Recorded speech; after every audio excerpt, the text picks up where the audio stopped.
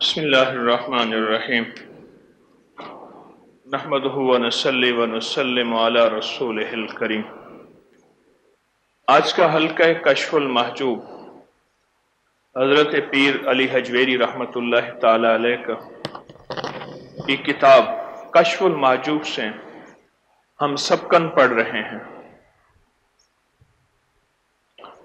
آپ فرماتے ہیں کہ حضرت عمر بن سالم نیشاپوری رحمۃ اللہ علیہ کے احوال کے بارے میں کہ وہ تبع تابعین میں سے ایک مشائخ خراسان کے پیشوا اور اپنے وقت کے بے مثل بزرگ عمر ابو الحفظ عمر بن سالم نیشاپوری الحدادی نہایت ہی بزرگ اور بلند مرتبہ صوفیہ میں شمار ہوتا تھا اور سب مشائخ کے ممدوح تھے۔ ابو عبداللہ کے صحبت یافتہ اور حضرت احمد کے رفیق تھے، اور شاہ شجاع ایسے شخص سے چل کر آپ کی زیارت کے لیے آتے۔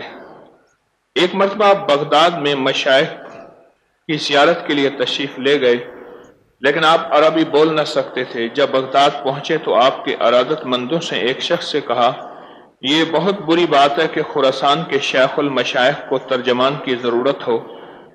جب مسجد شونیزیہ میں آئے تو سب مشائخ بھی وہاں آئے، اور حضرت جنید بغدادی رحمۃ اللہ علیہ بھی تشریف لائے۔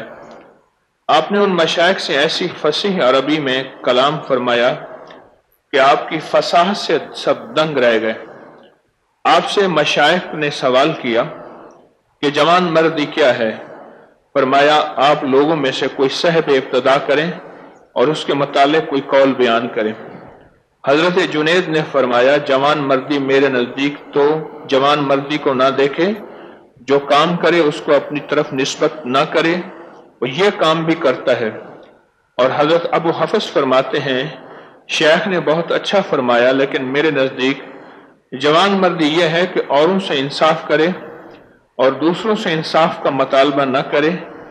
تب حضرت جنید نے فرمایا، اے دوستو اٹھو، اور حضرت ابو حفظ جوان مردی میں آدم علیہ السلام اور آپ کی اولاد پر غلبہ پا گئے، اور کہتے ہیں آپ کی توبہ کی ابتدا یوں ہوئی، آپ ایک کنیز پر فریفتہ ہو گئے۔ لوگوں نے آپ سے کہا کہ نیشاپور میں ایک یہودی جادوگر رہتا ہے، تمہارے اس کام کا علاج اس کے پاس ہے۔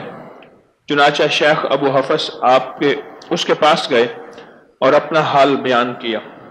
یہودی نے کہا کہ 40 روز تک نہ نماز پڑھو، نہ کوئی اچھا عمل کرو، اور نہ نیک نیتی کا کوئی کام کرو، نہ دل و زبان پر لاؤ، تاکہ میرا جادو اثر کرے اور تیری مراد حاصل ہو۔ اس نے ایسا ہی کیا۔ جب 40 روز ہو گئے تو یہودی نے جادو کیا، لیکن آپ کی مراد پوری نہ ہوئی۔ یہودی نے کہا کہ ضرور تو نے اس عرصے میں کوئی نیک کام کیا، سوچ لو۔ حضرت ابو حفظ نے کہا، میں نہیں جانتا نیک اعمال میں سے کون سا عمل میں نے کیا، سوائے اس کام کے کہ ایک روز راستے میں چلا آ رہا تھا، ایک پتھر پڑا ہوا تھا جسے میں نے راستے سے ہٹا دیا، کسی پاؤں کی ٹھوکر نہ لگے۔ تب یہودی نے کہا کہ پھر تو اس خداوند کو ازردہ نہ کر جس کا 40 روز تو نے فرمان ضائع کیا، مگر اس نے تیرے اتنے سے رنج اٹھانے کو بھی ضائع نہ فرمایا۔ اور یہ سن کر اس وقت توبہ کی، اور یہودی بھی مسلمان ہو گیا، اور وہی لوہار کا کام کرتے رہے، یہاں تک کہ آپ نے حضرت ابو عبداللہ سے ملاقات کی اور آپ مرید ہو گئے، اور کچھ عرصے کے بعد نیشاپور واپس آئے۔ کہتے ہیں ایک روز نابینا بازار میں قرآن پاک لے رہا تھا، آپ اپنی دکان پر بیٹھے کام کر رہے تھے، اس کی کرت آپ پر غالب آئی، آپ پر وجد طاری ہوا، بے خود ہو گئے، اور ایسی حالت میں آگ کے اندر ہاتھ ڈال کر آہن گیر کے بغیر تپتا ہوا لوہا بٹھی سے باہر نکال لیا۔ جب شاگرد نے آپ کو دیکھا تو بے ہوش ہو گیا۔ حضرت ابو حفظ کو ہوش آیا تو آہن گری کا پیشہ چھوڑ دیا، پھر کبھی اس کی طرف متوجہ نہ ہوئے۔ آپ سے روایت ہے کہ میں نے عمل چھوڑ دیا، پھر جب میں نے اس کی طرف رجوع کیا تو پھر عمل نے خود ہی مجھے چھوڑ دیا، تو میں نے پھر کبھی بھی اس کی طرف رجوع نہ کیا۔ اس لیے کہ جس چیز کا چھوڑنا بندہ کے تکلف اور کسب سے ہو اس کا چھوڑنا اس کو کرنے سے بہتر نہیں ہوتا۔ اس بات کی صحت کی دلیل تمام کسب آفات کا محل ہے۔ یہ اللہ کی نعمت ہے، یہ کیفیت کسی کو عطا فرما دے۔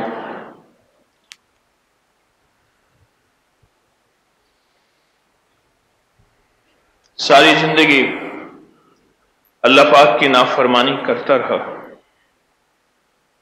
پھر بھی ایک دفعہ کہتے ہیں لفظ یا رحمان تو عرش سے 3 دفعہ آواز آتی ہے، رحمان اور رحیم بندے کو پکارنے والے، رحمان اور رحیم رب کو پکارنے والے بندے، بول کیا مانگتا ہے، کیا چاہتا ہے۔ 40 دن تک جی بھر کے نافرمانی کی، 40 دن تک جی بھر کے نافرمانی کی، اور پھر 40 دن کے بعد صرف ایک نیکی کی، ایک پتھر ہٹا دیے۔ یاد رکھیے گا اللہ جل شانہ کے ہاں مومن کی ایک ایک نیکی کی بہت قدردانی ہے۔ جو میرا رب بندوں سے شکوے کرتا ہے وما قدر اللہ حق قدرہ، میرے بندے تم نے میری قدر ہی نہ کی،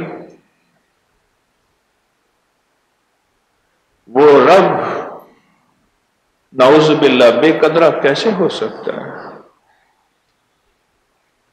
چھوٹے سے چھوٹے عمل کی قدردانی اللہ کی بارگاہ میں موجود ہے کہ میرے بندے تو چھوٹا سا عمل کر لے، ہم تیری قدر کریں گے۔ چھوٹا سا عمل کر لے، چھوٹا سا، اٹھے ہوئے قدم، اٹھی ہوئی نظریں، پھیلے ہوئے ہاتھ خیر کی طرف، اللہ کے ہاں اس کی بہت قدردانی ہے۔ حتیٰ کہ اگر شر کی طرف بھی قدم اٹھیں، نافرمانی کی طرف بھی قدم اٹھیں، تو اللہ پاک جل شانہ فرشتوں کو کہتے ہیں ٹھہر جاؤ، اس کی توبہ کا انتظار کرو۔ اور پھر اس نے توبہ نہیں کی اور نامہ اعمال میں لکھ دیا، پھر موت تک میرا اللہ اس کی توبہ کا انتظار کرتا ہے، موت تک توبہ کا انتظار کرتا ہے، اور پھر اس کی شان کریمی بڑھتی چلی جاتی ہے، اور اتنی بڑھتی ہے کہ موت کے بعد بھی اس کی رحمت انتظار میں ہے۔ کوئی صدقہ جاریہ چھوڑ کے گیا ہو، چلو اس کو بڑھاتے جاؤ اور اس کی قبر کو ٹھنڈا کرتے جاؤ۔ عائشہ صدیقہ رضی اللہ تعالیٰ عنہ فرماتی ہیں اللہ کے حبیب میرے آقا صلی اللہ تعالی علیہ وسلم کا فرمان ہے، کچھ بندے ایسے ہوں گے جو قبروں میں جائیں گے تو جہنمی ہوں گے، آپ کے فرمان کا مفہوم ہے، اور جب اٹھیں گے تو جنتی ہوں گے۔ سیدہ نے فرمایا کہ یا رسول اللہ یہ کیسے ممکن ہے؟ فرمایا کچھ خیریں، صدقہ جاریہ، کچھ عمل ایسے چھوڑ کے جائیں گے، اللہ ان کی خیر اور ثواب بندے کو قبر میں پہنچاتے رہیں گے، پہنچتے حتیٰ کہ ایک وقت ایسا آئے گا کہ اس کی نیکیاں بڑھ جائیں گی اور اس کے گناہ تھوڑے ہو جائیں گے۔ مثقال ذرۃ خیرا یرا، ہم تو ایک ایک ذرے کو پھر تولیں گے، نیکیاں بڑھ جائیں گی اور اس کے گناہ تھوڑے رہ جائیں گے، اور اللہ پاک اس کو جنتیوں میں شامل کر دیں گے، اور وہ قبر میں جب دفن ہوگا جہنمی تھا، لیکن جب قبر سے اٹھا جنتی تھا۔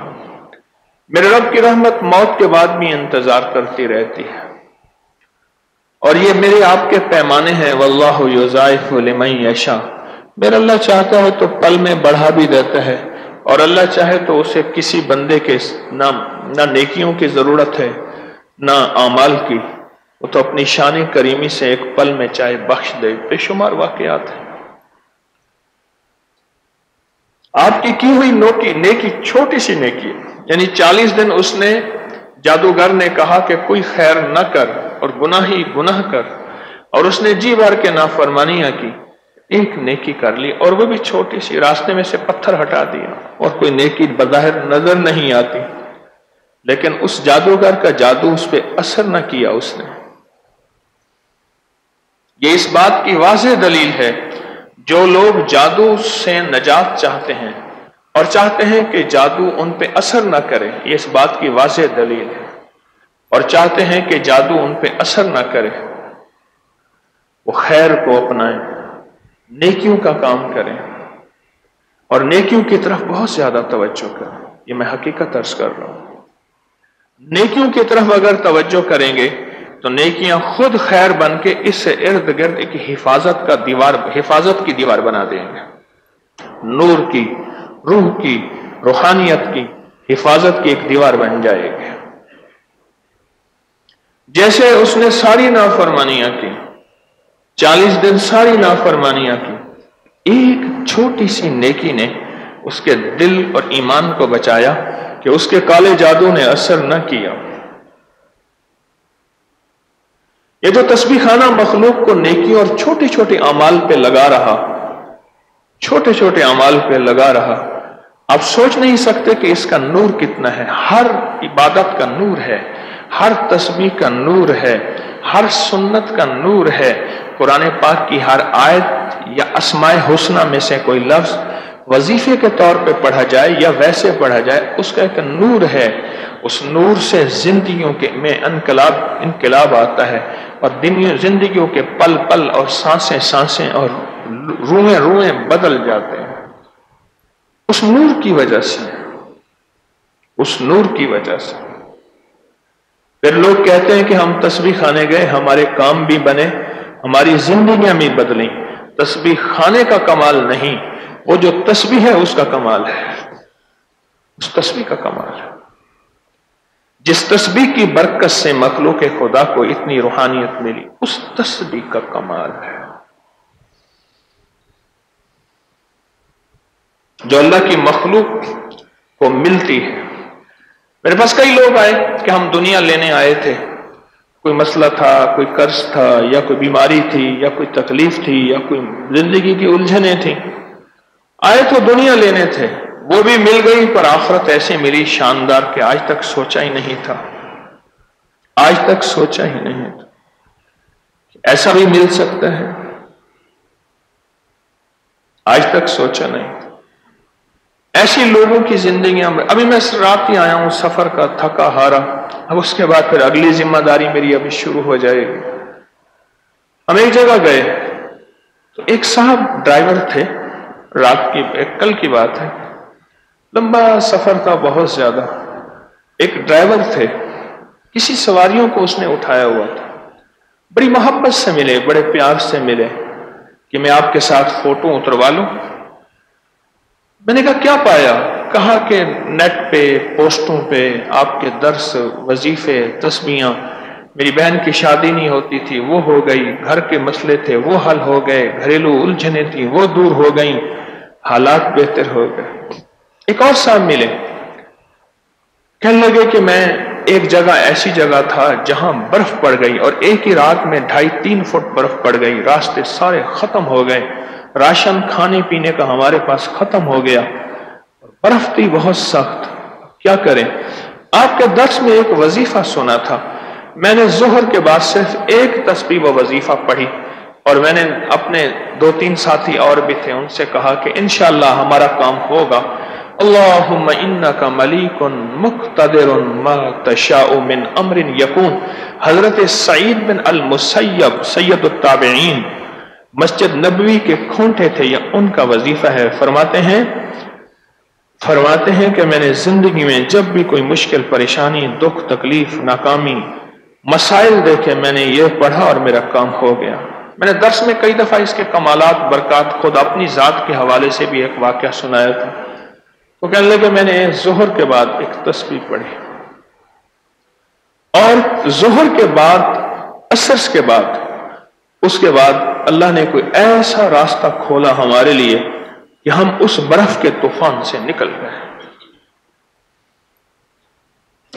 ایک اور صاحب ملے مجھے، سید بادشاہ، وہ کہنے لگے ایک صاحب نے ایک بہت غیر ملکی کسی محکمے میں، مناسب نہیں نام لینا، اس میں انہوں نے 55 سال زندگی میں جاب کی گزاری، 55 سال. مجھ سے کہنے لگے کہ میری بھی بخشش ہو سکتی ہے، اور وہ جاب ایسی تھی جس میں دنیا کا ہر عیب، ہر گناہ، ہر بدکاری موجود تھی. 55 سال کے بعد میں انہیں ایک کہنے لگے کشمیر کے ایک پیر صاحب تھے، بزرگ تھے، ان کے ہاں لے گیا. اس نے جب اپنی زندگی بیان کی تو کہا کہ میرے پاس تیرا کوئی حل نہیں، اتنے گناہوں کے پہاڑ، تیری بخشش کا نظام میری سمجھ میں نہیں آتا۔ اس نے کہا پھر ٹھیک ہے، میری اگر بخشش نہیں ہوتی تو میں ٹھیک زندگی پہ چل رہا۔ وہ اپنی موجودہ گناہوں کی زندگی پہ ضد میں آ گیا، کہنے لگے منت کر کے میں اسے ایک دفعہ تسبیح خانے لایا، اور تسبیح خانے میں آگے خود جب وہ آ کے بیٹھا تو قدرتی اللہ کی طرف سے ایسا مضمون چل رہا تھا جس میں گناہگاروں کے لیے بخشش کے واقعات در واقعات، کہ اللہ کی رحمت کتنی غالب ہے اور کتنی وسیع ہے۔ کہا وہ سنتا رہا، پھر پھوٹ پھوٹ کے رویا کہ مجھے تو یہیں آ کے جو ہے کچھ سامان ملا ہے بخشش کا، کوئی سہارا ملا ہے، کوئی آسرا ملا ہے۔ پھوٹ پھوٹ کے رویا، اور پھر اس کی زندگی بدل گئی۔ 7 سالہ دور چرخ تھا ساغر کا ایک جام، 7 سالہ دور چرخ تھا ساغر کا ایک جام، نکلے جو میں کدے سے تو دنیا بدل گئی۔ بس ایک بجلی سے پہلے کوندی، بس ایک بجلی سے پہلے کوندی، پھر اس کے آگے خبر نہیں ہے، پہلو کو جو دیکھتا ہوں تو دل نہیں ہے، جگر نہیں ہے۔ اس کی زندگی ایسی بدلی۔ پھر جب اس کی موت کا وقت آیا تو کہا کہ موبائل میں وہ ویڈیو موجود ہے کہ اس نے 2 دفعہ کلمہ پڑھا۔ اب سوچ نہیں سکتے لوگوں کو اس میٹھی میٹھی تبلیغ کی گہرائی کے بعض اوقات کسی کو سمجھ نہیں آتی کہ ہے کیا، اور اس کے اندر حقائق کیا ہیں۔ ہم ایک بہت بڑے ویرانے میں گئے پرسوں، اتنا دور ویرانہ تھا، اتنا دور جس کی حد نہیں۔ ایک جگہ جا کے بیٹھے، وہاں کے ویرانے میں رہنے والا ایک چھوٹے سے مکان، ٹوٹے پھوٹے سادہ سے ایک صاحب آئے۔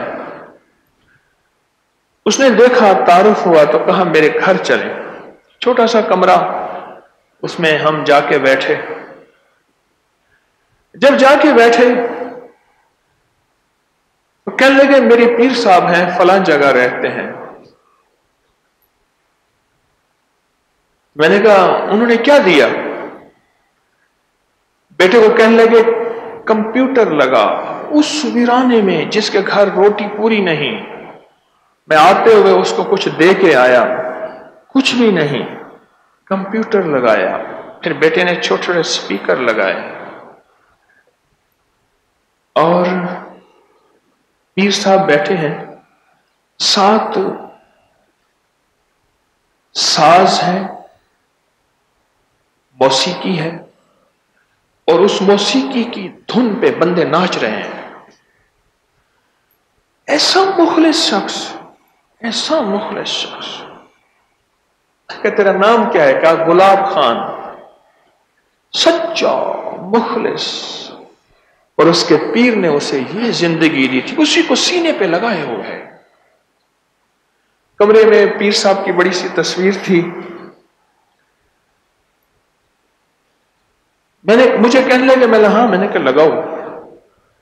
تو میرے ایک ساتھی ہیں، تو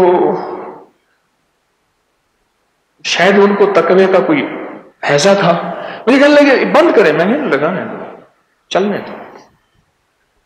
چلا، ناچ رہے ہیں لوگ، نوٹ ہیں، گانا بجانا ہے۔ ہم نے وہاں ظہر کی نماز پڑھی، جماعت کے ساتھ اپنی کرائی۔ اس کے بعد میں نے اپنے ساتھیوں سے ایک بات کہی، میں نے کہا یہ دیکھو تسبیح خانے کے پیر خانے نے تمہیں کس کام پہ لگا دیا۔ وہ مخلص ہے، وہ مخلص، نرا مخلص۔ اس کے مرشد نے اسے اس زندگی پہ لگا دیا کہ میرے مرشد 95 میں فوت ہو گئے، 1995 میں، بس انہوں نے مجھے یہ زندگی دی تھی، میں اسی کو سینے سے لگائے۔ غریب آدمی ہوں، کرایہ نہیں ہوتا وہاں پیر خانے جانے کا، اور پیر خانے جانے کے لیے پھر کچھ تھوڑا سا نظر نیاز بھی چاہیے، وہ بھی نہیں ہوتا۔ پر 95 کے بعد میرے مرشد حق ہو گئے، پردہ کر گئے، مجھے ایک زندگی دے گئے۔ لمبا سفر کیا میں نے، ویرانے میں پہنچا جہاں انسان شاید مل ہی نہ سکیں، گمان ہے۔ ہم 6-7 حضرات تھے، بیٹھے تھے تو وہ خود آ گئے، آئے میرے گھر چلیں۔ واہ میرا مولا،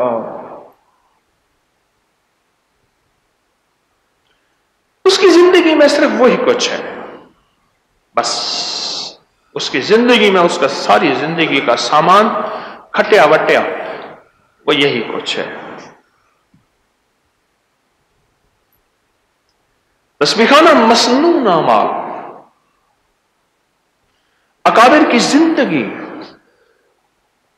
قرآن کی آیات، تسبیحات، اور پھر ہمارے کچھ لوگوں کو ایک شک پیدا ہوا کہ شاید میں وظیفے بنا رہا ہوں یا بتا رہا ہوں، بنا رہا ہوں یا بتا رہا ہوں۔ جو وظائف تسبیحات کی ترکیب ہے، تعداد ہے، یہ بھی قرآن و حدیث سے ثابت بھی ہے، یا جو میں زندگی دے رہا ہوں ہمارے اکابر سے، محدثین سے، مفسرین سے، صلحاء سے، یہ ثابت بھی ہے۔ تو ہمارے تسبیح خانے کے علماء نے ایک پیج بنایا، اس کا نام ہے اکابر پر اعتماد، کہ ہماری جو وظائف، جو تسبیحات، جو جنات کے واقعات، جو جنات کے مشاہدات اگر بیان ہوتے ہیں تو ان سب کی سند، اس آپ فیس بک میں، واٹس ایپ میں کھولیں، انگلش میں لکھیں اکابر پر اعتماد، ایک سارا پیج کھل کے آپ کے سامنے آ جائے گا کہ ہماری زندگی میں جو بھی ہم بتا رہے ہیں ایک سند ہے، ایک سند ہے۔ حتیٰ کہ میں نے میرا جو روپ ہے اس کی بھی سند ہے کہ مولانا عبدالشکور لکھنوی، لکھنؤ کے ایک بہت بڑے امیر اہل سنت تھے، وہ ایسا لباس پہنتے تھے، میرے پاس اس کی سند موجود ہے۔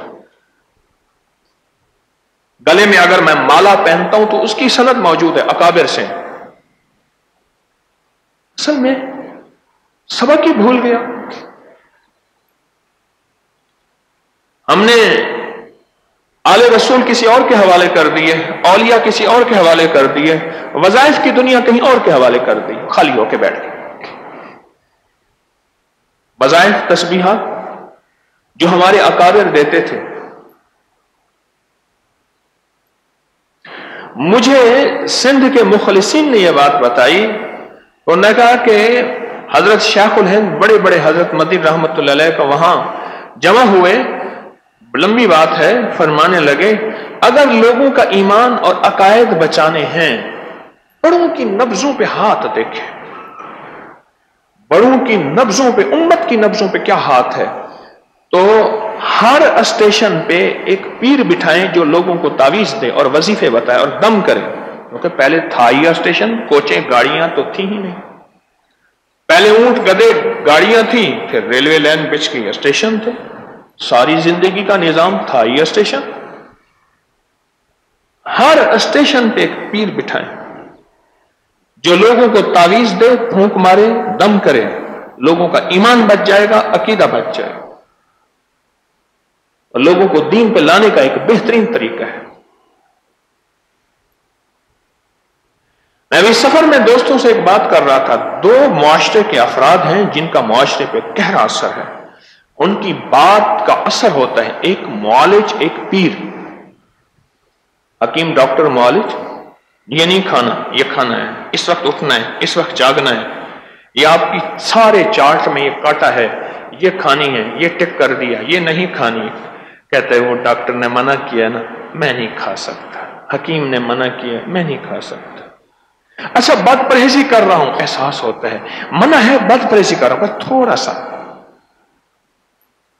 ایک احساس ہے کہ میرے معالج نے مجھے منع کیا ہے۔ معاشرے میں دو شخصیات کا بہت زیادہ اثر ہے، ایک پیر کا، پیر جو زندگی دیتا ہے، وہ زندگی، گلاب خان واہ ویرانے میں بیٹھا، اس زندگی کو سینے سے لگائے بیٹھا ہے، واہ گلاب خان، واہ بڑا مخلص، زندگی کو سینے سے لگائے بیٹھا۔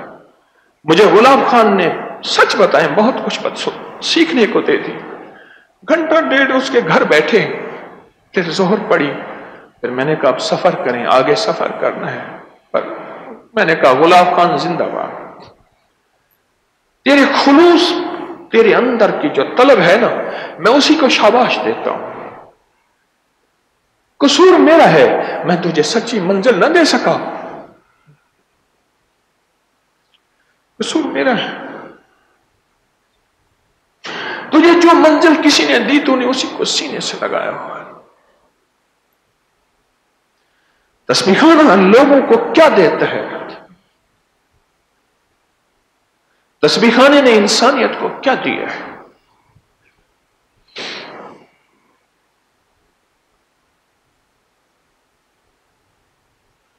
میں یہ گردوارے گیا، اس کی پوسٹیں بھی نیٹ پہ آئی ہیں، یہ جو ناروال کے ساتھ کرتارپور نئی راہداری کھلی ہے انڈیا پاکستان کے درمیان، اس کے سردار گوبند سنگھ گیانی جی میرے پاس آتے ہیں، بہت آتے ہیں، جو اس کے ہیڈ ہیں سارے نظام کے، سکھ، بہت اصرار تھا، میں گیا، وہ مجھے وزٹ کرا رہے تھے، ایک بہت ماڈرن خاتون اپنے بچوں کو لائی، ان پہ ہاتھ پھیر دیں، آپ ابکری والے ہیں نا، میں آپ کی پوسٹیں پڑھتی ہوں، اور بہت تسبیحاں، بہت ذکر، اور یہ اور یہ اور یہ اور یہ، اور میں حیرت زدہ تھا، کوئی شخص بظاہر تو اس کو دیکھے میں مسلمان بھی نہیں کہے گا، لیکن تسبیح خانے نے اعمال نبوی کی برکتیں دلوں میں پہنچائیں، اندر موجود ہے، ذرا نم ہو تو یہ مٹی بہت زرخیز ہے ساقی، اندر موجود ہے، میرے تو گمان میں نہیں تھا۔ میں نے ایک درویش سے عرض کیا، اللہ والے سے، میں کہا وہ شہرت بہت زیادہ ہے، اخلاص کی چونڈی نہیں ہے، ایسے لفظ کا، چونڈی کہتے ہیں چٹکی کو، تو مجھ سے کہنے لگے شہرت کے لیے دن رات محنت کی ہے؟ میں نے کہا نہیں، ایسی اللہ کی طرف سے ہوئی، کہا جس نے دی ہے بس وہی حفاظت بھی کرے گا، وہی سنبھالے گا بھی صحیح۔ فیس بک پہ کہاں کروڑوں ہر مہینے، کیا نظام، کہاں سے کہاں، میگزین، ایک زندگی ہے، اور اس زندگی کے ذریعے آپ لوگوں کو بدل دے رہے ہیں۔ مجھے حضرت درخواسی رحمۃ اللہ علیہ کے حضرت مولانا حبیب الرحمان صاحب نے فرمانے لگے، میرے پاس بہت لوگ آئے، باتیں سنی، پھر میں نے خود سنا، اور اس بات پہ مجھے خلافت دی کہ فرمانے لگے کہ میں نے حیرت انگیز بات یہ دیکھی ہے کہ آپ لوگوں کو بدل دے رہے ہیں۔ میں نے کہا جی میں سمجھا نہیں، کہا وہ جو ہمارے اکابر ترتیب، اہل اللہ، وظائف، تسبیحات، ذکر، اللہ سے مانگنا، اللہ سے لینا، کہ لوگوں زندگی مال سے نہیں اعمال سے، وہ ترتیب آپ لوگوں کو دے رہے ہیں، اور لوگ تسبیح مصلے سے جڑ رہے ہیں، بدل دے رہے ہیں۔ اگر یہ نہ دیا تو غرض مند دیوانہ ہوتا ہے، شرک اور بدعت کی طرف مائل ہوگا۔ شاہ الیاس رحمۃ اللہ علیہ کے پاس نظام الدین کے مرکز میں ایک شخص آیا، لو لہان، کپڑے پھٹے ہوئے، تو آپ کہتے ہیں حضرت کہ اللہ سے ہوتا ہے، مخلوق سے نہیں ہوتا، یہ نظام الدین اولیاء کے دربار کے ساتھ بہت بڑے شرک ہو رہے، آپ انہیں نہیں روکتے؟ میں نے ایک بندے کو روکا تو پھر انہوں نے مجھے مارا اور یہ حال کر دی۔ شاہ الیاس رحمۃ اللہ علیہ نے فرمایا یہی تو میں کہتا ہوں، مجھ سے دعوت دینا سیکھ لے، اس وقت جو کر رہا تھا تو اسے نہ روکتا، کوئی غرض مند تھا، کوئی دیوانہ تھا، پھر اس سے پیار کرتا، محبت کرتا، منت خوشامد کرتا، اور اس کو بعد اس کو کہتا۔ انہی درویش حضرت نظام الدین اولیاء خواجہ غریب نواز نے ایک نفل بتائے حاجت کے، اور کوئی وظیفہ بتائے اللہ سے مانگنے کا، میں تجھے نہ بتا دوں، میں تجھے نہ بتا دوں، اور تھا تو غرض مند دیوانہ۔ اللہ رحمت اللہ علیہ فرماتے تھے کہ بکری کو ڈنڈا دکھاؤ بھاگ جائے گی، گھاس دکھاؤ آ جائے گی، انسان بھی ایسے ہے، جہاں نفع ملے گا وہیں آئے گا، تھا تو غرض مند دیوانہ۔ اب تو اس سے محبت کرتا، پیار کرتا، الفت کرتا، اسے اعمال نبوی کی طرف متوجہ کر دیتا، وہ تیری بات مانتا، جب اللہ سے ملنا آ جاتا تو پھر کہیں اور جانا تو دور کی بات ہے، اسے اللہ سے لینا آ گیا۔ مجھے کچھ خبر نہیں تھی تیرا درد کیا ہے یا رب، مجھے کچھ خبر نہیں تھی تیرا درد کیا ہے یا رب، تیرے عاشقوں سے سیکھا تیرے سنگ در پہ مرنا، مجھے آ گیا ہے جینا، مجھے آ گیا ہے مرنا۔ جب اللہ سے لینا آ جاتا اور براہ راست اللہ کے خزانوں سے لینا آتا تو پھر کہیں اور جاتا، کہاں نہ جاتا۔ کہا اس لیے تو کہتا ہوں ہم سے دعوت دینا سیکھ لو۔ اعمال نبوی کملی والے کی چوکٹ مصطفیٰ صلی اللہ تعالی علیہ وسلم، ان کی زندگی کا نظام، میں پوری تاریخ کی سیرت میں، میرا مطالعہ کمزور ہے، مجھے آج تک یاد نہیں میرے آقا کملی والے کی کسی مسلک کی تاریخ میں میں نے نہیں پڑھا کہ حضور کی بارگاہ میں کوئی شخص آیا اور حضور نے تھپکی دی اور کہا جا کامیاب ہے۔ نہیں، ہر بندے کو کسی عمل پہ لگایا ہے۔ کسی کو فرمایا یہ دعا پڑھ، اللہم اکفنی بحلالک عن حرامک واغننی بفضلک عمن سواک۔ کسی کو فرمایا یہ دعا پڑھ، اللہم انی اعوذ بک من جہد البلاء ودرک الشقاء وسوء القضاء وشماتۃ الاعداء۔ کسی کو یہ عمل پہ لگایا، کسی کو اس عمل پہ لگایا، کسی کو صلاۃ الحاجت پہ لگایا۔ ساری دنیا کی سیرت کی کتابوں میں دعائیں اعمال نبوی میرے کملی والے کی نور بھرا ہوا ہے۔ تسبیحانہ امت کو اس خیر میں لگا رہا کہ چھوٹی سی نیکی کر لے وہاں جادو اثر نہیں کرے گا۔ حضرت پیر علی حجوی رحمت اللہ علیہ نے اپنی کتاب کے 26ویں باب میں یہ بات فرمائی ہے، اثر نہیں کرے گا، جادو اثر نہیں کرے گا۔ کیوں؟ اعمال نبوی کا ایک نور ہے، کملی والے کے مبارک مقدس مطہر منور اعمال کا ایک نور ہے، ایک حصار ہے، اور اس کی وجہ سے اللہ شیطانی چیزوں کو دور کرتے ہیں، فرشتوں کی حفاظت، فرشتوں کی برکتوں اور رحمتوں میں اللہ کے فضل میں آ جاتا ہے، وہ نور ہے۔ تسبیحانہ دن رات اس بات کی محنت کر رہا، انسانیت کو کیا لگا رہا۔ گلاب خان بھی ایک زندگی لے کے چل رہا، کیوں؟ اس کے مرشد نے دی ہے۔ دو بندوں کا معاشرے میں سخت ترین اثر ہے، ایک پیر کا ایک معالج کا۔ میری زندگی کا نچوڑ ہے یہ۔ اس کے پیر نے اسے ان راہوں پہ لگا دیا۔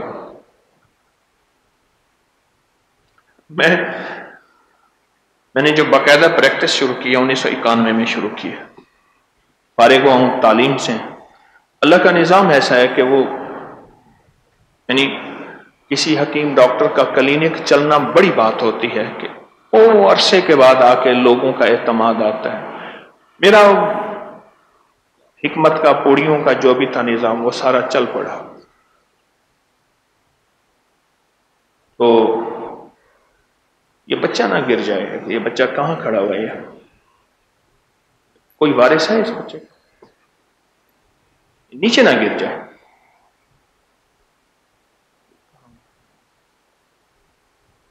تو ہمارے ایک پروفیسر تھے، ہمیں میڈیسن پڑھاتے تھے، بہت جلالی بندے تھے، والی بال کے بڑے چیمپئن تھے، بہت بڑے، بہت پرفیکٹ۔ اچھا، جس سال ہمیں انہوں نے فرسٹ ایئر میں پڑھایا، 4th ایئر تک پڑھاتے تھے، تو اس سال وہ ریٹائر ہو گئے۔ ایک دفعہ نا اچانک کئی سالوں کے بعد، یعنی کئی سالوں سے مراد یہ کہ میری پریکٹس کو ابھی پہلا سال تھا، تو کیونکہ میں کئی سالوں کے بعد ہی وہاں سے فارغ ہوا کالج سے، اچانک آ گئے۔ میں اٹھا، پہلے چپ کر کے بیٹھے رہو، میں نے سنا ہے تیری پریکٹس چل پڑی ہے، تیرا طریقہ کار دیکھنے آیا ہوں۔ ٹھیک ہے، میں کہا کھانا تجھے، میں نے کہا چپ کر کے بیٹھا رہو، سختی سے۔ ٹھیک، میں لوگوں کو وظیفہ بتا رہا ہوں، دوائی کی پوڑیاں دے رہا ہوں، ہمارے یہاں فقیروں کے پاس تو یہی کچھ ہوتا ہے۔ بیٹھے رہے بیٹھے رہے بیٹھے رہے، اٹھ کے جانے لگے تو کہا تو ناکام ہو جائے گا، میرا زندگی کا تجربہ ہے ساری عمر کا۔ میں کہ جی وجہ؟ کہنے لگے پوری دوائی تو بالکل ٹھیک دے رہا ہے، تیری تشخیص بھی ٹھیک ہے، تجویز بھی ٹھیک ہے، بھئی تو لوگوں کو جو وظیفے بتا رہا، تیرے ساتھ ایک ٹوکری پڑی ہونی چاہیے تھی تویزوں کی، دھونی، تویزیں، اگربتیاں، یہ چیزیں دیتا، وہ لوگ فرض نماز سے چلے گئے، فرض عین سے چلے گئے، تو لوگوں کو تسبیحاں بتا رہا۔ میں نے کہا سر میرے مرشد نے یہی ترتیب بتائی ہے، کرا تو ناکام ہو جائے۔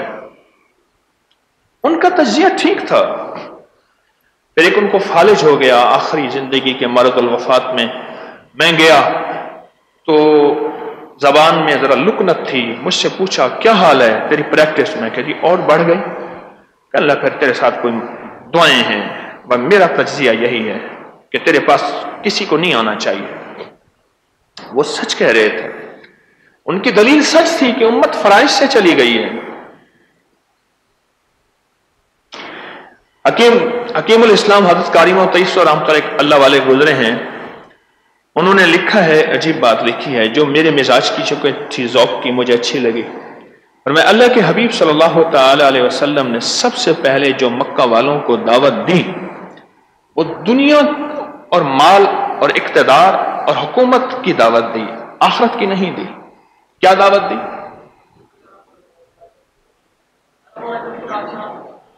آؤ میں ایک گڑ بتاتا ہوں، ایک عمل بتاتا ہوں، ایک چیز بتاتا ہوں، میری بات مان لو، عرب اور عجم کی بادشاہت تمہارے قدموں پہ ہوگی۔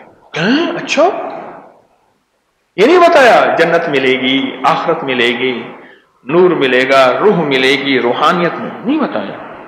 میرے حضور کی سب سے پہلی دعوت یہی ہے۔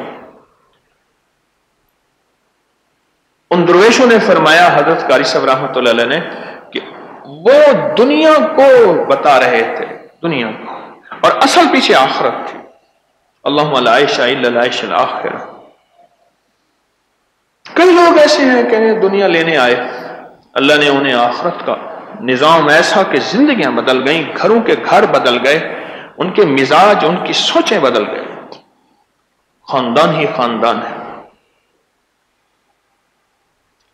پھر جتنی بھی خانقاہیں ہیں ان میں ان کے مسلک کے لوگ آتے ہیں، تسبیح خانے میں ہر مسلک آتا ہے، ہر مذہب آتا ہے۔ بریلوی میرے پاس آتے ہیں، دیوبندی، اہل حدیث، شیعہ، ہندو، سکھ، اور گورے بھی ہمارے پاس ہمارے سوشل میڈیا کے ساتھ جڑے ہوئے ہیں۔ ایک نظام ہے جس سے انسانیت کو خیر مل رہی ہے، جس سے انسانیت کو برکتیں مل رہی ہیں۔ ایک نظام ہے جس کے بارے میں حضرت پیر علی حجویری رحمۃ اللہ علیہ نے آج نشاندہی کی ہے کہ ایک بندے کو چھوٹی سی نیکی کا اجر یہ ہوا کہ اس کے دل سیاہ نہیں ہوا، دل سیاہ ہوگا تو سیاہ عمل اس پہ عمل کرے گا۔ وہ اس جادوگر کا کالا جادو تھا، کالے جادو کے لیے غور سے سمجھے گا، باریک بات ہے، کالے جادو کے لیے کالا دل مطلوب تھا۔ ایسا جو گناہوں اور معصیت اور سیاہ کاریوں سے اتنا سیاہ ہو جائے کہ کالا جادو جا کے اس پہ اثر کرے اور فوراً اثر ہو جائے۔ پر کالے جادوگر نے کہا میرا جادو تجھ پہ اثر نہیں کر رہا، ضرور تو نے کوئی نیکی کی ہے، ضرور تو نے کوئی نیکی کی ہے۔ انہیں کہ میں نے کوئی نیکی نہیں کی۔ سوچ سوچ کے کہنے لگا ایک پتھر ہٹایا تھا راستے سے۔ ہماری زندگی میں انسانیت کو خیر پہنچانا، ہر مذہب، ہر مسلک، ہر فرقہ، ہر رنگ، ہر زبان، ہر نسل، اور ان کی خیر چاہنا، اور چاہنا بھی ایسے کہ دنیا بھی بن جائے، آخرت بھی بن جائے۔ کیوں؟ مسلمان کے پاس دو پیکیج ہیں، ایک مرنے سے پہلے کا، ایک مرنے کے بعد کا۔ جو مسلمان نہیں ہے، کافر کے پاس ایک پیکیج ہے، وہ ہے مرنے سے پہلے اس زندگی کو انجوائے کرو، مرنے کے بعد کا پیکیج صرف آپ کے پاس ہے۔ تسبیح خانہ دونوں پیکیج دے رہا۔ اگر تو ہمارے جذبے سچے ہوئے، کیونکہ مرنے سے پہلے مخلص ہونے کا دعویٰ تو میں کر ہی نہیں سکتا، تو موت کے وقت پتہ چلے گا کہ کون مخلص تھا یا نہیں تھا۔ اگر جذبے سچے ہوئے، کام بڑا خیر کا ہے۔ انسانیت کو، دکھ انسانیت کا، کیونکہ مال ہے تو پریشان ہے، مال نہیں تو پریشان، دولت ہے تو پریشان، دولت نہیں تو پریشان۔ ایک پریشانی کی ہوائیں چلی ہوئی ہیں جسے ہم ٹینشن کہتے ہیں. کوئی نہ کوئی مصیبت پریشانی میں کوئی بندہ جکڑا ہوا ہے. ایسے لوگوں کو دو راستے ہیں. ایک راستہ یہ ہے کہ ان کو کسی دنیا کے ایسے مشاغل میں جہاں ان کا وقتی نظام بن جائے، اور ایک ایسا نظام عرشی ان کو دے دیں جس سے ان کی دنیا بھی سنور جائے، آخرت بھی سنور جائے. آج پیر علی حجویری رحمت اللہ تعالی علیہ نے اپنی کتاب میں اس بات کی طرف ہمیں متوجہ فرمایا ہے، اور اس بات اور خیر کو تسبیح خانہ پھیلا رہا. یقین ان کی بات ٹھیک ہے. جس دور میں لوگ فرضوں سے چلے جائیں اور اللہ کے فضل سے محض اس کے نام کی برکت سے تسبیح خانے کی ایسا نظام اللہ کی رحمت سے چلا کہ لوگ فرضوں پہ بھی آئے اور نوافل پہ بھی آئے اور اعمال نبوی کی طرف متوجہ ہوئے، اور اللہ نے ان کو یقین عطا کیا کہ نہیں، ہم تسبیح مصلح اعمال کے ساتھ جڑیں گے، ہمارے کام بن جائیں گے، اور بنتے ہیں، مسائل حل ہوتے ہیں. یہی اولیاء کی ترتیب تھی، صلحاء کی، کلندر، نقیب، نجیب، ابرار، غوث، فقیہ، ولی.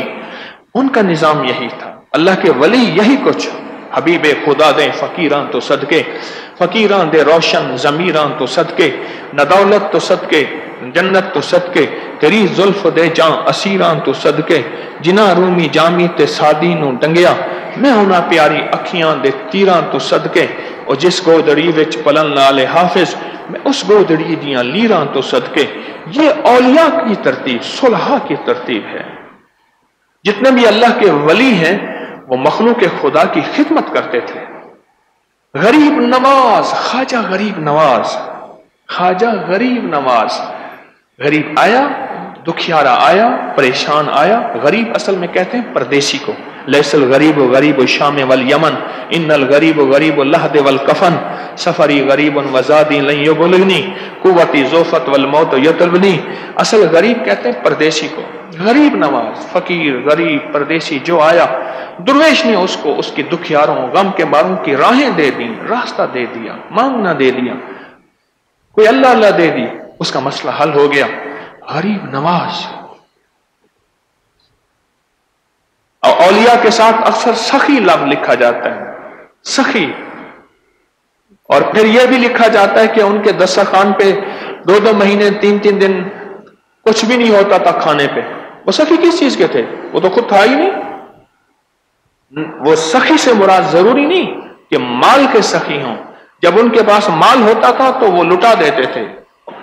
فقیر طمع نہیں کرتا، غور سے سنیے گا، طمع نہیں کرتا، منع نہیں کرتا، جمع نہیں کرتا. طمع نہیں کرتا، منع نہیں کرتا، جمع نہیں کرتا. وہ غریب نواز، وہ سخی کیا تھے؟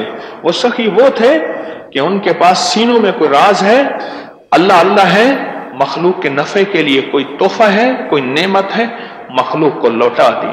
یہی آل رسول کا زندگی کا اسلوب تھا، نظام تھا. یہی اصحاب رسول کا اور ان کے غلام تبع تابعین اور صلحاء اولیاء جتنے بھی تھے، ان سب کا یہی ترتیب اور نظام تھا. میں حضرت لال شہباز قلندر کے متن گیا ہوں، وہاں روس کے وہ اس جگہ گیا ہوں روس کے جہاں سے یہ تشریف لائے تھے. مجھے ان کی زندگی پہ ایسی حیرت انگیز باتیں کھلی. حضرت عثمان مروندی رحمت اللہ علیہ، حیران ہوا. جتنے بھی اولیاء صلحاء ہیں سب نے تسبیح خانے کا کام کیا ہے، سب نے تسبیح خانے کی ترتیب پہ انسانیت کو نوازا ہے. سخی لکھا جاتا ہے ان کے نام کے ساتھ. اور پھر سخی لکھ کے کہتے ہیں حضرت کے ہاں 3 چاند چولہا نہیں ہوتا تھا. اللہ کے نبی کے ہاں بھی ہے، اولیاء کے ہاں بھی ہے. حضرت شاہ عبد القادر صاحب رحمۃ اللہ علیہ، میں اس دن مکئی کی روٹی کھا رہا تھا جمعے والے دن، تو مجھے اپنے ساتھیوں کو سنایا. حضرت شاہ عبد الرحیم کی بارگاہ میں، جب ان کی خانقاہ میں حضرت شاہ عبد الرحیم صاحب کی خانقاہ میں گئے، فرمانے لگے کہ مہینوں مکئی کی روٹی ہوتی تھی یا پھر کچھ ہوتا نہیں تھا، حتیٰ کہ میرے پیٹ میں تکلیفیں اور بیماریاں شروع ہو گئیں، اور بعض اوقات ہمیں 3 4 دن کھانے کو نہیں ملتا تھا. ان اولیاء کو سخی کیوں لکھتے ہیں؟ ہم سمجھتے ہیں شاید سخی کا تعلق یہ ہے کہ جھولیاں بھر کے مال اشرفیوں کی جواہر کی دیتے ہیں. نہیں، اس طرح مال کا ہدیہ ہے، اس طرح اعمال کا ہدیہ ہے۔ مخلوق خدا آئی سخی خواجہ غریب نواز کی آستانے پہ، درگاہ پہ، آستانے اور درگاہ پہ، اور ہمارا تسبیح خانہ نام نیا نہیں ہے، یہ سیڑھیاں اترنے کے ساتھ ایک فلیکس لگا ہوا ہے، وہاں پڑھیں کہ تسبیح خانہ بھی سند کے ساتھ ہے۔ کتنے بڑے بڑے اولیاء تھے جن کی آستانوں اور خانقاہوں کا نام تسبیح خانہ تھا۔ کوئی چیز سند کے بغیر نہیں ہے۔ اگر میرے علم کی کمی ہے میں اسے سند کے بغیر کہتا ہوں۔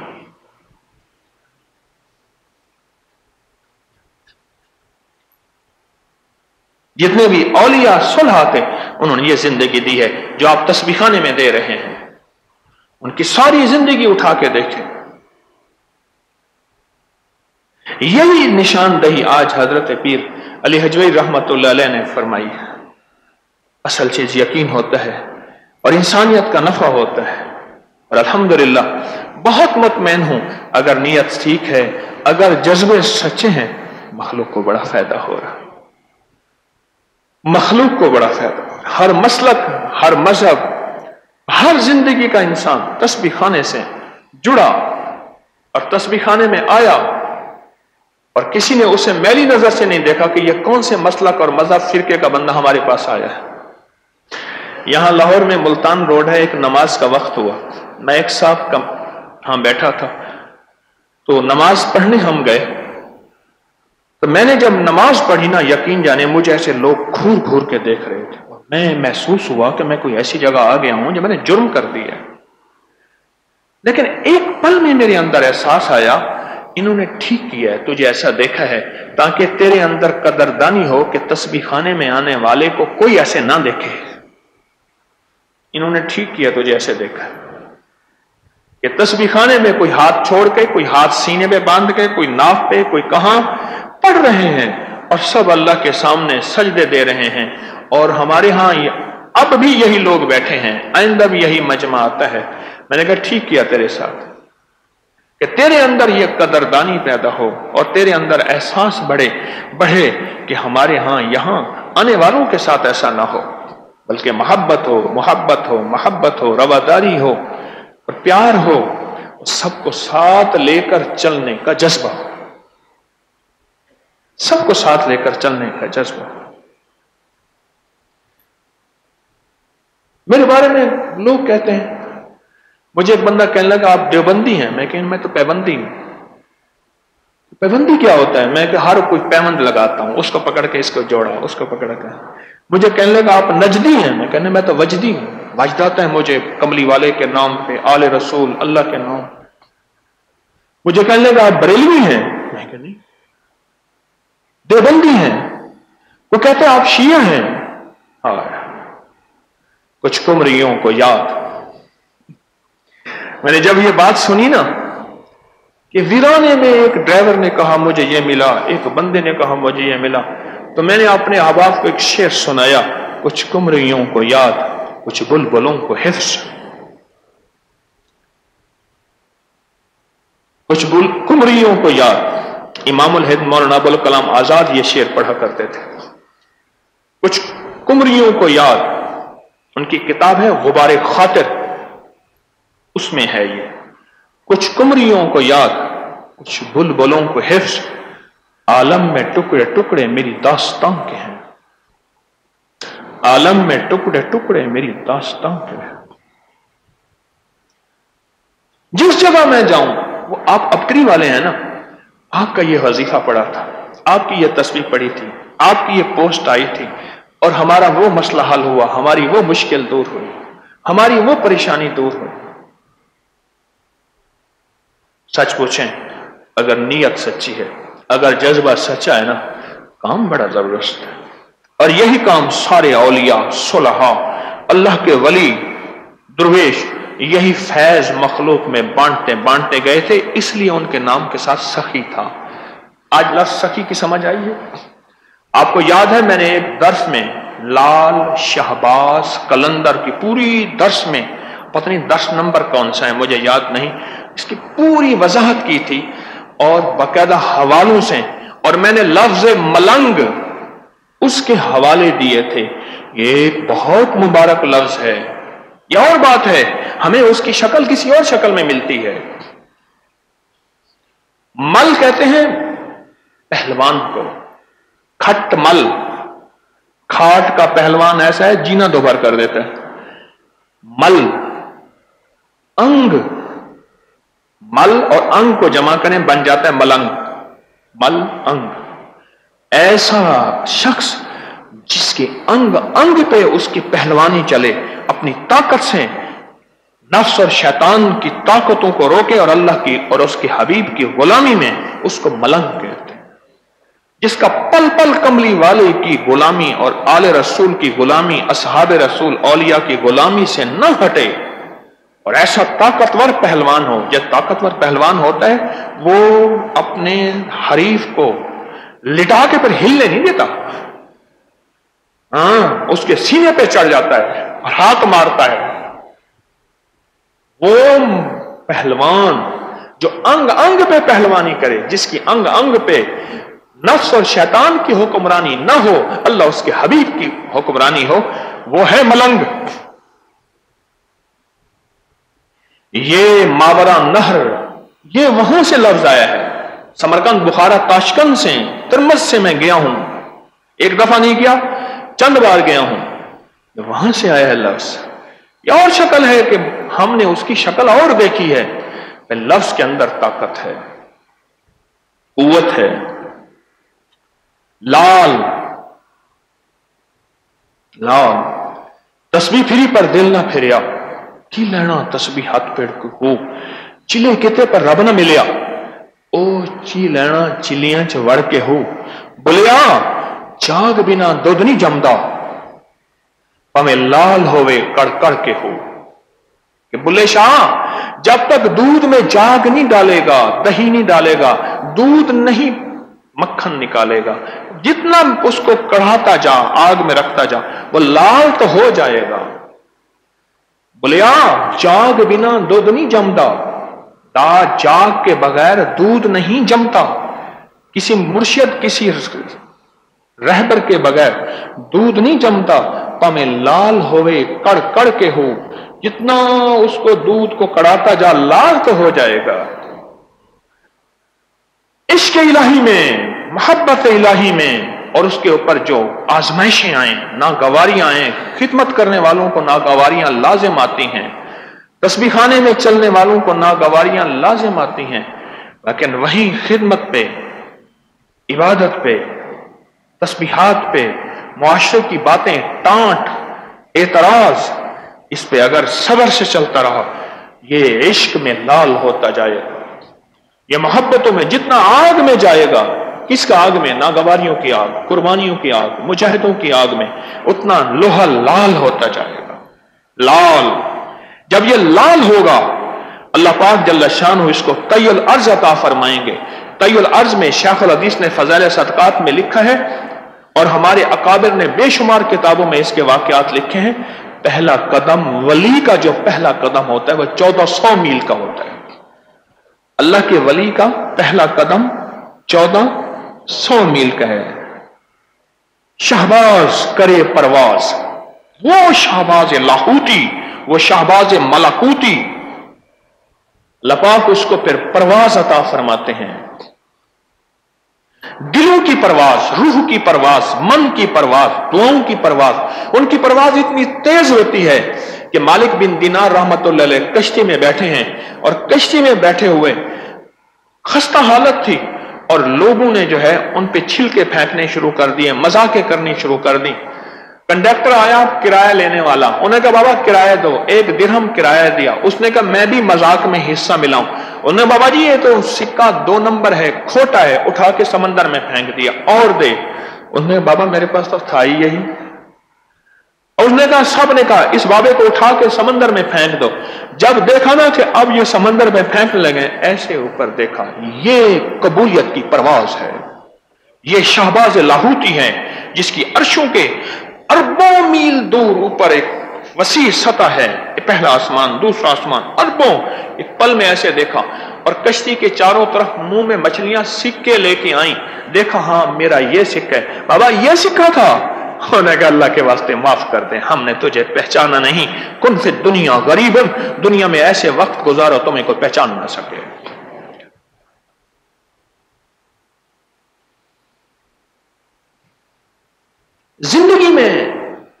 زندگی میں جو تسبیح خانے کی محنت اللہ ہم سے کرا رہا، اگر جذبہ سچا ہے تو یہی کام اولیاء کر کے گئے تھے، صلحاء کر کے گئے تھے، ہمارے اکابر کر کے گئے تھے.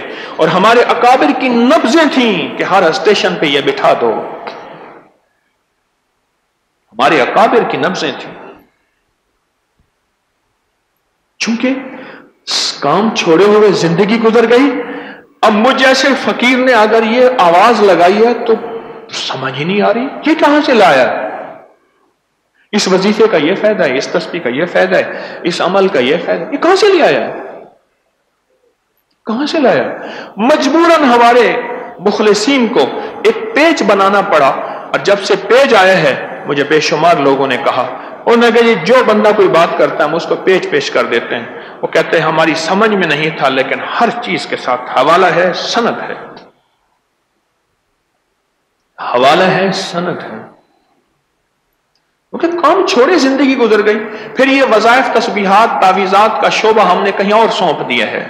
میں کیا کروں؟ یہ ورثہ ہمارے اکابر کا تھا، ہمارے بڑوں کا تھا، ہم نے کہیں اور سونپ دیا، چھوڑ دیا اس کو. ایک بزرگ تھے حضرت مولانا یعقوب صاحب نانوتی رحمت اللہ علیہ. میں پڑھ رہا تھا، یقین یعنی کتاب رکھ کے میں رونے بیٹھ گیا. ان کی سوان ہے. اور میں ایک بندہ آیا اور اس نے کہا کہ حضرت آپ تو بڑے کے استاد، دارالعلوم کے بڑے شیخ الحدیث ہیں، بڑی ہستی ہیں، حضرت مولانا مملوک علی صاحب رحمت اللہ علیہ کے بیٹے ہیں، اور آپ لوگوں کو وظیفے بتاتے ہیں، تعویذ دیتے ہیں اور پھونکے مارتے ہیں. آپ کو یہ زیبا نہیں ہے، یہ لفظ ہیں، آپ کے شایان شان نہیں ہے. کہا کہ ایک بات فرمائی، آزردہ ہو کے رنجیدہ ہو گئے. فرمایا اگر تم نہیں کرو گے تو لوگ پھر ہندوؤں کے جوگیوں کے پاس جائیں گے، دین بھی دے آئیں گے، عقیدہ بھی دے آئیں گے، مذہب بھی دے آئیں گے. اگر تم نہیں کرو گے تو. بڑوں کی نظریں کہاں تھی؟ مجھے ابھی ہمارے بیٹھے ہیں ساتھی صوفی صاحب کہنے لگے کہ میں ایک عالم کے پاس گیا، مجاہد تھے. کہنے لگے مجھے سید نفیس شاہ صاحب رحمت اللہ علیہ نے فرمایا جا سید احمد شہید، سید شاہ اسماعیل شہید صاحب کے پاس. میں ابھی پرسوں ان کے پاس بیٹھا ہوا تھا. حضرت شاہ اسماعیل شہید بالا کوٹ، ان کے پاس جا، ان کے مزار پہ، اور جا کے کہے ہمیں 100 مسجدوں کا خرچہ چاہیے، دیں. ہم نے 100 مسجدیں بنانی ہیں پہاڑوں میں، ادھر ادھر جہاں مسجدیں نہیں ہیں. ہم نے حضرت 100 مسجدیں بنانی ہیں. سید نفیس شاہ صاحب رحمت اللہ علیہ نے بھیجا. وہ کہتے ہیں مجھے، اس بندے کا نام جاوید وڑائچ، گجرا والے کا، گجرات کا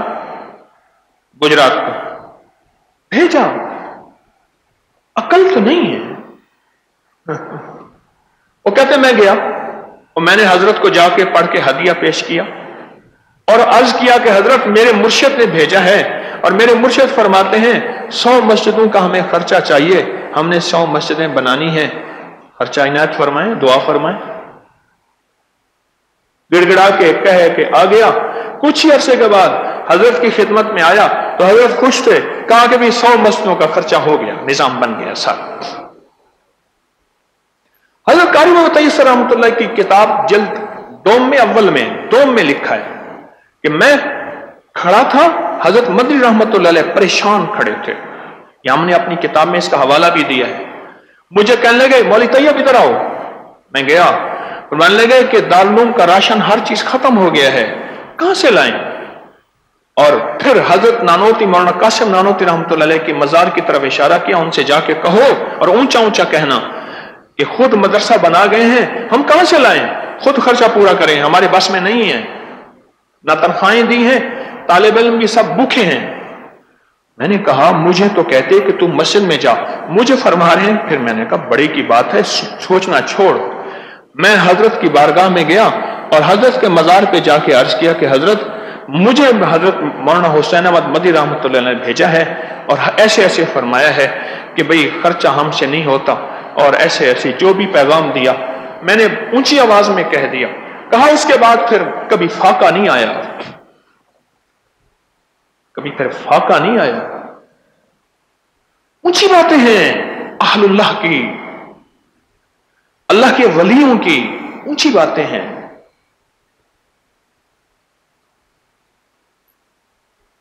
اونچی باتیں ہیں، یہی زندگی کی ترتیب جو ہمارے اکابر کی ہے۔ بس اکابر سے اگر ہٹیں گے تو گمراہی ہے۔ جو ہمارے اکابر کی ترتیب ہے، یہ تسبیح خانہ پوری امت کو دے رہا ہے، سارے عالم کو دے رہا ہے۔ اگر شرک تھا تو میرے اکابر شرک کبھی نہیں کر سکتے۔ میرے اکابر ہمیں سچی زندگی سرتی ترتیب پر چھوڑ کر گئے ہیں۔ ہماری عقل میں کمی آ سکتی ہے، نہ ان کے علم میں کمی، نہ ان کے عقل میں کمی، نہ ان کے شعور میں کمی، نہ ان کے انتخاب میں کمی۔ یہ اولیاء صلح کا ایک نظام ہے جس کو ہم تسبیح خانہ کہتے ہیں۔ اللہ پاک ہمارے جذبوں کو خیر عطا کرے۔ اللہ پاک ہمارے جذبوں کو، معذرت ہے تھکا ہوا ہوں، پھر اب اگلی نشست، اگلا نظام، سفر در سفر، ایک وقت آئے گا سفر کٹ ہی جائے گا۔ اللہ پاک اگلے سفر میں عافیتیں عطا فرمائے۔ تو اب بیٹھ کے مراقبہ کریں گے۔ مراقبے کی تھوڑی سی ترکیب میں آپ کی خدمت میں عرض کر دوں۔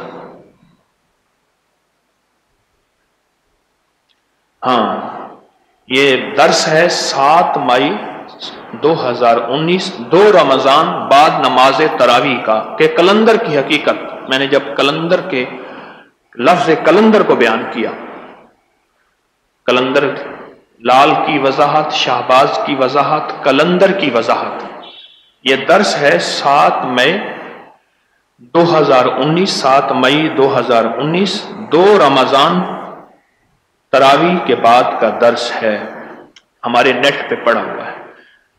تو اب بیٹھ کے مراقبہ کریں گے۔ ذکر زبان کی عبادت ہے، یاد رکھیے گا، ذکر زبان کی عبادت ہے اور مراقبہ دل کی عبادت ہے۔ اجڑے دل کو آباد کر، اجڑے دل کو آباد کر، کر گھن عمل اج وقت ہے، اے تیرا نازک بدن تھی سی زمین اندر دفن، دفن پوشاک ہوسی تیرا کفن، کر گھن عمل اج وقت ہے۔ یہ دل کی عبادت ہے، دل کی عبادت ہے۔ اچھا، پہلے عادت بنا لیں، ایک وقت آئے گا عبادت بن جائے گی۔ پہلے عادت بنا لیں، ایک وقت آئے گا عبادت بن جائے گی۔ سر جھکایا، تصور کیا کہ عرش الہی سے نور میرے دل پہ آ رہا اور میرا دل اللہ اللہ اللہ، بس یہ سادہ سی ترکیب۔ بیٹھے ہیں، جی میں ہے کہ در پر کسی کے پڑا رہوں، سر زیر بار منت درباں کیے ہوئے، جی چاہتا ہے پھر وہی فرصت کے رات دن بیٹھا رہوں تصور جانا کیے ہوئے، بیٹھا رہوں تصور جانا کیے ہوئے۔ عادت تو بنائے، ایک وقت آئے گا وہ عبادت بن جائے گی۔ تو سر نیچے جھکا کے ہم تھوڑی دیر کے لیے تصور میں ڈوب جائیں گے کہ عرش الہی سے نور میرے دل پہ آ رہا اور میرا دل اللہ اللہ کہہ رہا۔ پھر اپنے گھر میں تنہائیوں میں اس کی مشق کریں، مشق کریں، یہاں تھوڑی سی مشق ہے، تنہائیوں میں اس کی مشق کریں۔ سچ بتاؤں، میری طرف دیکھیں، کچھ بھی نہ ملا پر اللہ کے ہاں یہ مجاہدہ اور قربانی، اللہ کے ہاں اس کی بڑی قیمت ہے۔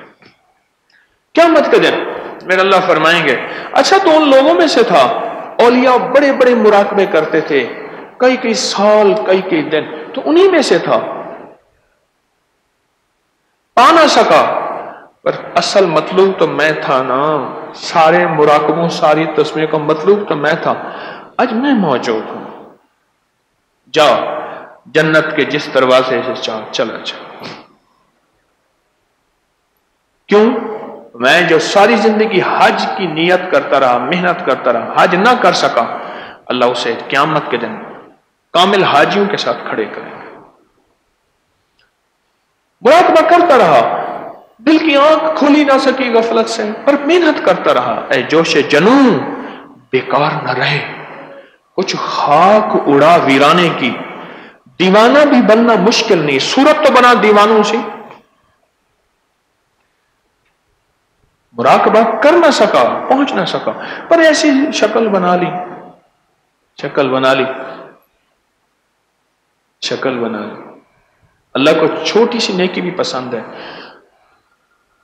اللہ پاک نے فرمایا سب کو ڈبو دو، اور جو فرعون کے جادوگر ہیں نا ان کو بچا لو۔ یا اللہ یہ جادوگر تو تھے جنہوں نے موسیٰ علیہ السلام پہ جادو کیا تھا۔ اللہ پاک نے فرمایا میرے محبوب موسیٰ کا روپ دھار کے آئے تھے، ان جیسا چوغا پہن کے، ان جیسا عصا لے کے، ان کی شکل بنا کے آئے تھے۔ یہ شکل مجھے پسند ہے، ان کو عذاب نہ دو۔ واہ مولا واہ، تھوڑی سی شکل تو بنا لے اس کے تلاش کرنے کی، اس کو تلاش کرنے کی تھوڑا سا روپ ہی دھار لے۔ کریم ایسا ہے، کہتے ہیں رونا نہیں آتا، رونے والی شکل بنا لے۔ ساری دنیا بہروپیے کو پسند نہیں کرتا، میرا اللہ کہتا ہے چلو بہروپیہ بن جا، ویسی شکل بنا لے، ویسی صورت بنا لے، میرے ہاں قبول ہے۔ وہ بہروپیے تھے، فرعون کے جادوگر بہروپیے تھے۔ اللہ نے فرمایا تم تو بہروپیہ بنے ہو، پر میرے موسیٰ محبوب کی، میرے پیغمبر کی شکل بنا کے آئے ہو، یہ شکل بھی قبول ہے۔ فرمایا کہ سب کو قتل کرو، سامری کو چھوڑ دو، جس نے بچڑا بنایا تھا، جس نے لوگوں کو شرک پہ لگایا تھا، ظالم نے، میں چھوڑ دو۔ فرشتے نے پوچھا یا اللہ کیوں چھوڑیں؟ فرمایا سخی ہے، سخی ہے، اپنی موت خود مر جائے گا، اس کو قتل نہ کرو، باقی سب کو قتل کر دو جنہوں نے بچڑے کی پوجا کی تھی۔ وہ بڑا کریم ہے، انوکھا نظام۔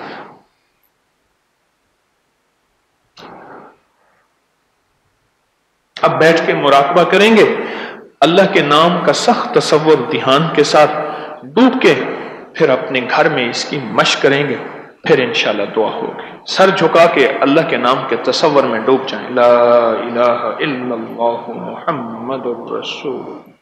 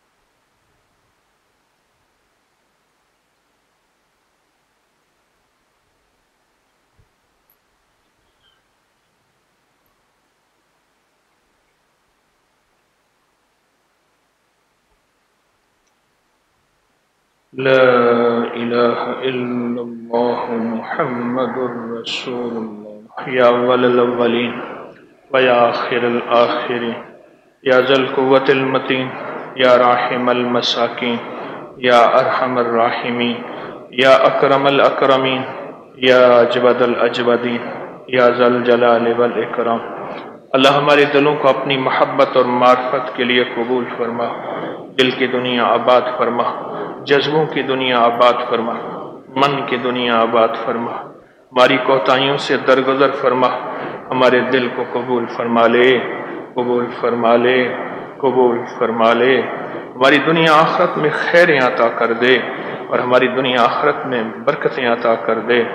جو مانگا عطا فرما، جو نہیں مانگا عطا فرما۔ دور پرے سے تیری بندیاں اور بندے آئے ہیں تجھے منانے کے لیے، تجھ سے پانے کے لیے، مشکلیں ٹلوانے کے لیے، مصیبتوں کو دور کرانے کے لیے۔ تو جان تیرے بندے جانے میرا مولا، میں تو فقیر ہوں، ڈاکیا ہوں، بانٹنے والا، نہ میرے پاس کچھ ہے نہ میرا کچھ ہے، سب کچھ تو تیرا ہی ہے۔ وہ اپنے بندوں کو خالی نہ لوٹا، تیری منت ہے۔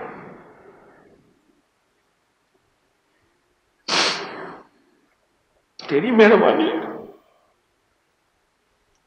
کوئی غموں کا، کوئی دکھوں کا، کوئی مشکلات کا، کوئی پریشانیوں کا، کس کا دل ویران، کس کی نظریں ویران، کس کے جذبے ویران، تیرے بندے کے مولا۔ جب تیرے ماننے والے کم ہو جائیں تو مولا پھر یہ کمزور ماننے والوں کو قبول کر ہی لے۔ ہم تجھے مانے نہ مانے، تجھے کون سی کمی ہے؟ سارا جہان تجھے چھوڑ جائے تو رب ہی رب رہے گا، پر اگر تو ہمیں چھوڑ دیا تو ہمارا کچھ نہیں بچے۔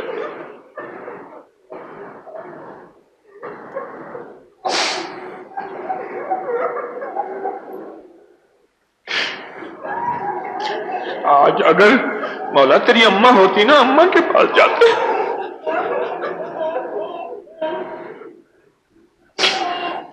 کہ اپنے بیٹے کو کہیں ہم سے ناراض ہے، ہم نے جی بھر کے تیرے بیٹے کو ستایا، دکھایا، اپنے بیٹے سے کہیں راضی ہو جا۔ اگر مولا تیری کوئی بیٹی ہوتی ہم اس کے قدموں پڑ جاتے، ابا سے کہیں ابا مان جائے، اور کیا کریں، تیرا تو کوئی شریک ہی نہیں ہے،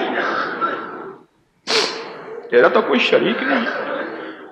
مان جا میرا مولا، دنیا آخرت کی خیریں دے دے، حفاظت، کفایت، کفالت دے دے۔ اپنی کسی بندی اور بندے کو دنیا کے جس کونے میں ہے خالی نہ بھیج، ان کی جھولیاں بھر دے، مالا مال کر دے، ان کی دنیا بھی دے دے، آخرت بھی دے دے، ان کو دنیا بھی دے دے، آخرت بھی دے دے، ان کو دنیا بھی دے دے، آخرت بھی دے دے۔ آمین آمین آمین۔